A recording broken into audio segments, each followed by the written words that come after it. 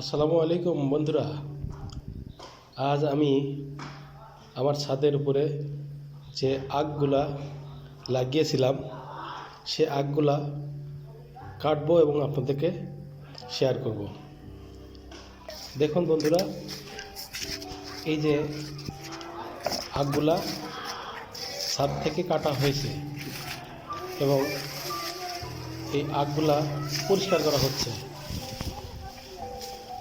দেখুন কত মোটা মোটা হয়েছে আখগুলা। কোনো এক সময় মাথা মিষ্টি বেশি সাতটি আখ কিনে সেই আখের আগা থেকে আজ এতগুলা আখ হয়েছে। দেখুন অনেকগুলা, প্রায় 20টা মতো আখ হয়েছে। আবার এই আখের গুঁড়া থেকে আবার দেখেন কুশি বেরোচ্ছে। এই কুশি থেকে আবার হয়তো আখ হবে। তো দেখুন আখগুলা কাটা হচ্ছে এবং এই আখগুলা আমি একটু খেয়ে দেখলাম, প্রচুর মিষ্টি।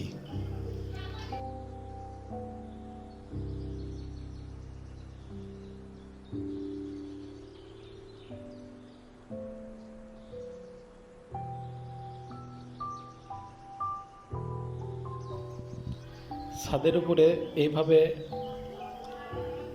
আখ লাগানো যায় এটা আমার জানা ছিল না।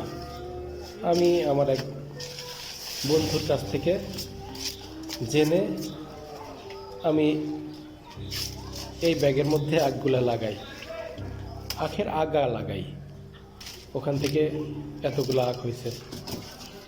তো বন্ধুরা, আপনারা ইচ্ছে করলে আপনাদের বাড়ির ছাদের উপরে এভাবে আখ লাগাতে পারেন।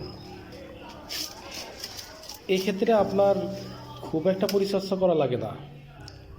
আপনি গোবরের সার এবং মাটি মিশ্রিত যে মাটি, এটাই, এর মধ্যে আর কিছুই দেওয়া লাগে না। আখগুলো লাগাই দিয়ে মাঝে মধ্যে পানি দিতে হয়, এরপরে এমনিতেই আস্তে আস্তে আস্তে আস্তে বড় হয়ে যায়। এখানে তেমন কোনো পোকামাকড়ের আক্রমণ বা ছত্রাক তেমন কিছুই প্রয়োগ করা লাগে না, এমনিতেই আস্তে আস্তে বড় হয়ে যায়। খুব ভালো বন্ধুরা, আপনারা ইচ্ছা করলে আপনাদের ছাদের উপরে এভাবে আখের চাষ করতে পারেন এবং আপনার পরিবারের আখের চাহিদা অল্প হলেও মেটাতে পারবেন। দেখুন আখ কীভাবে পরিষ্কার করতে হয়। আমার বড় ভাই আখগুলা কেটে পরিষ্কার করতেছে, দেখুন।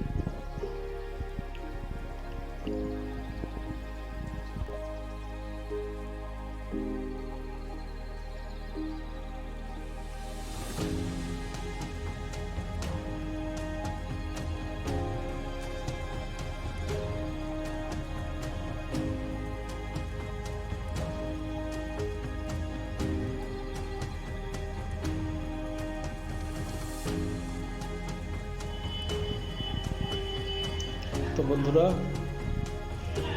আখ পরিষ্কার করা শেষের দিকে